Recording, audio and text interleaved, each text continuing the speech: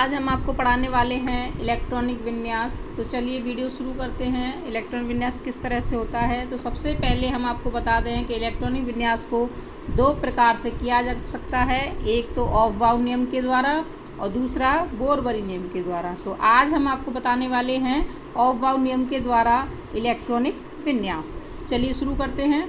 तो सबसे पहले आप याद रखेंगे कि 4 उपकोष होते हैं। कौन कौन से होते हैं? एक S होता है, एक P होता है, एक D होता है और एक F होता है। और उसमें इलेक्ट्रॉन कितने भर सकते हैं हम? S ब्लॉक में 2 जा सकते हैं, P में 6 जा सकते हैं, D में 10 जा सकते हैं, F में 14 जा सकते हैं। तो इतनी बात आपको समझ में आ गई होगी। तो ये बात अगर आप याद रखते हैं तो इलेक्ट्रॉनिक विन्यास आसानी से कर सकते हैं। ठीक है, तो अब हम शुरू करते हैं। ऑफ-बाउ नियम के द्वारा आपने पढ़ा था, मैंने जब पढ़ाया था, तो देखिए ऑफ-बाउ में किस तरह से ये इलेक्ट्रॉन भरे जाते हैं। तो सबसे पहले 1s में जाएगा, उसके बाद 2s में जाता है, फिर 2p में जाता है, फिर 3s में जाता है। कहने का मतलब ये है कि सबसे कम ऊर्जा वाले कोश में इलेक्ट्रॉन प्रवेश करता है। उसके बाद जैसे जैसे ऊर्जा स्तर बढ़ता जाता है वैसे वैसे इलेक्ट्रॉन भरते जाते हैं। तो इसका इस तरह से एक चार्ट बना लेते हैं। देखिए, तो सबसे पहले 1s में जाएगा, फिर 2s। जो s है इसमें कितने इलेक्ट्रॉन जा सकते हैं? 2। s है इसमें कितने जा सकते हैं? 2। p में 6 जा सकते हैं, इसमें 2, p में 6, इसमें 2, d में 10, p में 6, ऐसे 2, इसमें 10, इसमें 6। तो इस तरह से इलेक्ट्रॉन भरते हैं। तो चलिए हम इलेक्ट्रॉनिक विन्यास शुरू करते हैं। सबसे पहले हम आपको बताते हैं कि हाइड्रोजन का परमाणु क्रमांक कितना होता है, बताइए आप लोग। हाँ, हाइड्रोजन का परमाणु क्रमांक होता है 1। ठीक है, तो हाइड्रोजन का परमाणु क्रमांक कितना है? 1 है। तो इसका करेंगे, तो सबसे पहले इलेक्ट्रॉन विन्यास कहाँ से शुरू करते हैं? 1s से करेंगे। तो 1s से करेंगे, इसमें कितने इलेक्ट्रॉन जा सकते हैं? 2 जा सकते हैं, यानी या तो 1 जा सकते हैं या 2 जा सकते हैं। तो यहाँ पे हाइड्रोजन का परमाणु क्रमांक कितना है? 1 है, तो इसका इलेक्ट्रॉन भी 1 ही जाएगा। ठीक है, तो इसका इलेक्ट्रॉन कितना हो जाएगा? 1 हो जाएगा। ठीक है, ऐसे ही 2 पे क्या है? हीलियम का कितना हो जाएगा? 1s2। कहने का मतलब ये है कि जितना परमाणु क्रमांक होता है उतना ही इलेक्ट्रॉनों की संख्या होती है। ठीक है, ऐसे ही 3 लिथियम है, तो 1s2। और इसके बाद क्या आता है? 1s के बाद क्या आएगा? 2s, तो 2s। और s में कितने जा सकते हैं? 1 या 2। और हमको चाहिए कितना? 2 तो यहाँ भर ही गए। ठीक है, 2 तो यहाँ भर गए। अब हमको कितना चाहिए? 1 और चाहिए। तो ये कितने हो जाएंगे? हो गया 3 इधर हो गया, 3 इधर हो गया। ठीक है, इसके बाद अब देखिए 4 पे क्या आता है? बेरिलियम होता है। बेरिलियम का करेंगे 1s2 और 2s2। 5 बोरॉन होता है 5 पे, तो 1s2, 2s2। कितना बचा? 4 हो गए। अभी और आगे करना है, तो 2p में कितने बताए थे हमने? 6 बताए थे। p में कितना इलेक्ट्रॉन जा सकता है? 6 जा सकता है। तो याद है 1 से लेके 6 तक। तो कितना बच रहा है हमारे पास? 1 बच रहा है, तो हम इसको यहाँ तक कर देंगे। इसके बाद आगे के भी इस तरह से इलेक्ट्रॉनिक विन्यास होगा। चलिए हम आपको बता देते हैं सोडियम का परमाणु क्रमांक कितना होता है? 11 होता है। तो 1s2, 2s2, 2p6, 3s। अब ये कितना हो रहा है पहले काउंट कर लेते हैं। तो 6 ये हो गया, 2 ये हो गया, 8 हो गया और ये 10 हो गया। अभी हमको चाहिए कितना? ये 11 है, तो इधर 1 इलेक्ट्रॉन और जाएगा। s है यहाँ पे, तो इसमें 1 जाएगा या 2 जाएगा। समझ में आ गई बात? इस तरह से ही आगे के भी परमाणु क्रमांक के इलेक्ट्रॉनिक विन्यास इसी तरह से होगा। हम आपको एक बात और बता देते हैं, अगर इलेक्ट्रॉनिक विन्यास में जैसे D है, D में इलेक्ट्रॉन कितने जा सकते हैं? 10 जा सकते हैं। D में इलेक्ट्रॉन कितने जा सकते हैं? 10 जा सकते हैं।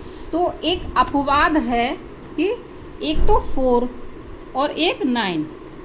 D ब्लॉक में एक तो 4 नहीं होना चाहिए और एक 9 नहीं होना चाहिए।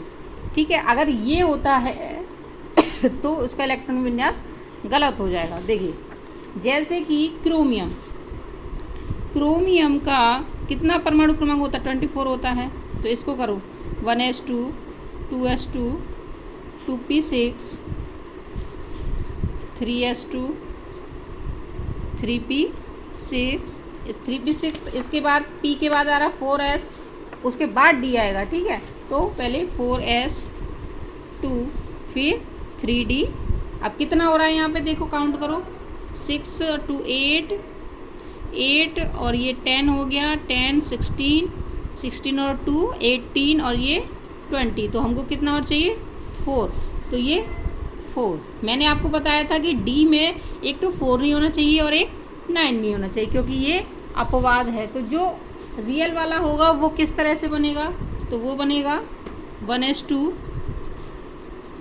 2s2 2p6 3s2 3p6 4s।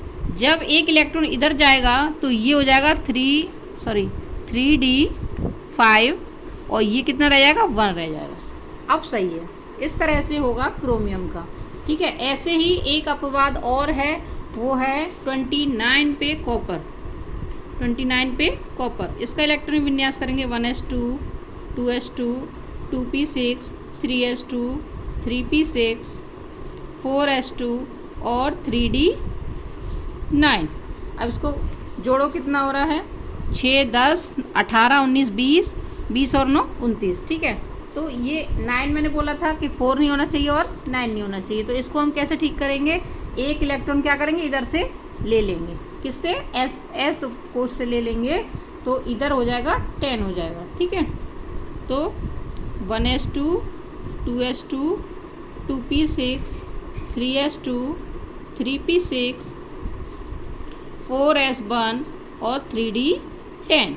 इस तरह से इलेक्ट्रॉनिक विन्यास हो जाता है। ये दो आप लोग याद रखेंगे हमेशा कि ये दो अपवाद हैं, इनके 4 और 9 इलेक्ट्रॉन आने की वजह से इसको एक इलेक्ट्रॉन इससे लिया जाता है, तब जाके इसको ठीक किया जाता है। ठीक है, क्योंकि आप लोगों को पता होगा कि जो एस उपकोष होता है उसमें इस तरह से 2 इलेक्ट्रॉन भर सकते हैं। पी जो होता है उसमें 3 डब्बे होते हैं, तो इसमें इस तरह से इलेक्ट्रॉन भरे जाते हैं, तब ये जाके स्थायी होता है। ऐसे डी है तो डी में 5 डब्बे होते हैं, 1 2 3 4 1 2 3 4 5। ठीक है, तो इसमें इस तरह से। अब ये वाला जो है 9, ये किस तरह से भरा जा रहा है, इस तरह से ये भरा जा रहा है। तो ये एक क्या है, अनस्टेबल है, इस अस्थिर है, तो इसीलिए एक इलेक्ट्रॉन यहाँ से लेगा, जब एस ब्लॉक से लेगा तब इसको कंप्लीट करेगा और फिर यहाँ पे 10 इलेक्ट्रॉन हो जाएंगे। तो आई होप आप लोगों को समझ में आ रहा होगा। ठीक है, ऐसे ही सारे इलेक्ट्रॉनिक विन्यास करने हैं। देखिए एक और बताती हूँ मैं आपको, जैसे कि 18 पे होता है, क्या होता है, आर्गन होता है, 1s2 2s2 2p6 3s2। ये सब मैं जो कर रही हूँ वो तो आपको समझ में आ रहा होगा ना। ये आपको याद करने वाली बात है, थोड़ा सा इसको आप ठीक से एक बार में समझ लेंगे, याद कर लेंगे, तो आप ज़िंदगी भर नहीं भूलेंगे। तो सबसे पहले 1s2 आता है, फिर 2s2, फिर 2p6, फिर 3s2, फिर 3p6, फिर 4s2। इस तरह से इसको याद कर लेंगे और इलेक्ट्रॉनिक विन्यास आराम से कर सकते हैं। तो हम अभी आर्गन का कर रहे हैं, तो किस तरह से 1s2 3s2, इसके बाद आएगा 3p6। इसको काउंट करो कितने हो रहे हैं,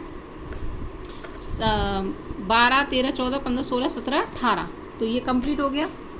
ठीक है, 18 हो रहे हैं। तो इस तरह से ही आप लोग सारे परमाणु क्रमांक का इलेक्ट्रॉनिक विन्यास कर सकते हैं। अगर आपको मेरा वीडियो पसंद आया हो तो इसे लाइक कीजिए, शेयर कीजिए और मेरा चैनल सब्सक्राइब कीजिए। धन्यवाद, मिलते हैं अगले वीडियो में।